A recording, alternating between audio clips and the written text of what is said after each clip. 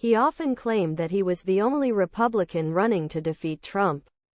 Christie ended his 2024 presidential campaign on Wednesday after failing to gain broad traction in polls despite garnering attention as the Republican primary's main critic of Donald Trump.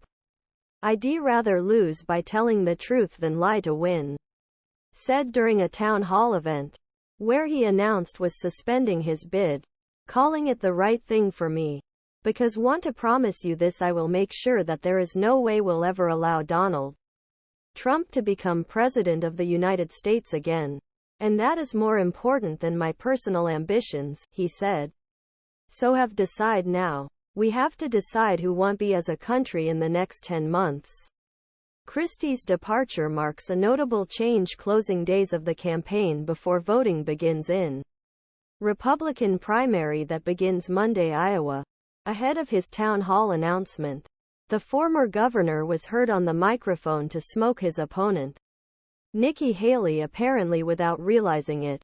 Ron DeSantis, another 2024 candidate, called him and was petrified. "We couldn't have been clearer.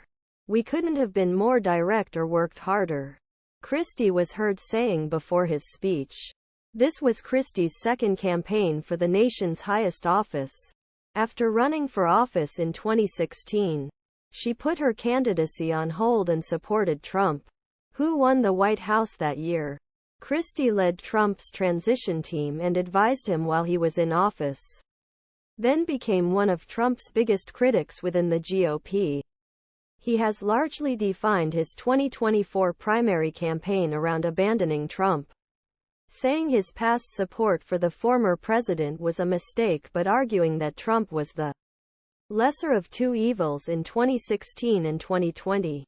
Along the way, with a brash New Jersey demeanor and a penchant for outspokenness in city halls, Christie was heavily confident he would do well in New Hampshire's first-in-the-nation primary on January 23.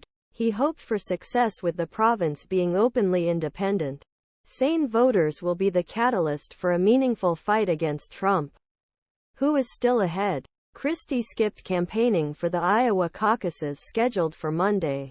"I need your support to keep this going," he told potential voters in New Hampshire earlier this week. "I want to stand up to Donald Trump, and I am doing that every day of this campaign."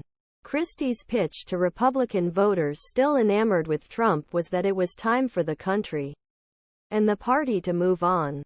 In his speeches, he frequently mentioned the 91 state and federal charges against Trump and that election denialism is disqualifying for a presidential candidate.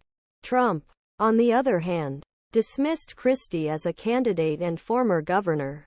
In recent weeks, Christie has resisted growing rumors about leaving the race as more polls show it is former UN Ambassador Haley who is gaining momentum against Trump in New Hampshire. Haley was too reluctant to attack Trump directly.